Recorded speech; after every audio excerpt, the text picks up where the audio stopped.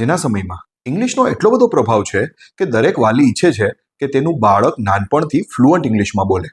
અને માત્ર ઇંગ્લિશ જ શું કામ, આપનું બાળક 13 વર્ષ સુધીમાં ઘણી બધી ભાષા ફ્લુઅન્ટલી શીખી પણ શકે છે અને બોલી પણ શકે છે. તો ચાલો વૈજ્ઞાનિક રીતે જાણીએ આવું કઈ રીતે શક્ય છે.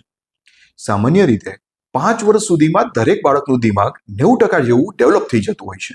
પરંતુ દિમાગનો ખરો ઉપયોગ કરવા જેવી દરેક બાબત ગ્રે મેટર અને વ્હાઇટ મેટરના ડેવલપમેન્ટ દ્વારા જ થતી હોય છે. ગ્રે મેટર એ એવી જગ્યા છે જ્યાં સંવેદના, ધારણા, સ્વૈચ્છિક ઈચ્છાઓ, શીખવું, બોલવું, ભાષા અને સમજ શક્તિની પ્રક્રિયાઓ મગજના એ ભાગમાં થતી હોય છે. જ્યારે વ્હાઇટ મેટરની ભૂમિકા અલગ અલગ ગ્રે મેટરના વિસ્તારો વચ્ચે અને ગ્રે મેટરનું જોડાણ શરીરના અન્ય ભાગો વચ્ચે કોમ્યુનિકેશન દ્વારા રાખવાનું હોય છે. દ્વિભાષી બાળકોમાં માત્ર એક જ ભાષા બોલતા બાળકોની સરખામણીએ આ પ્રકારના ન્યુરોન્સ અને ડેન્ડ્રાઇટ્સ વધુ હોય છે. આનો અર્થ એ છે કે તેમની ગ્રે મેટરની વધુ ગીચતા હોય છે. આપના બાળકોની 12-13 વર્ષની ઉંમર સુધી આ બંને મેટરનું ડેવલપમેન્ટ ખૂબ સારી રીતે થતું હોય છે.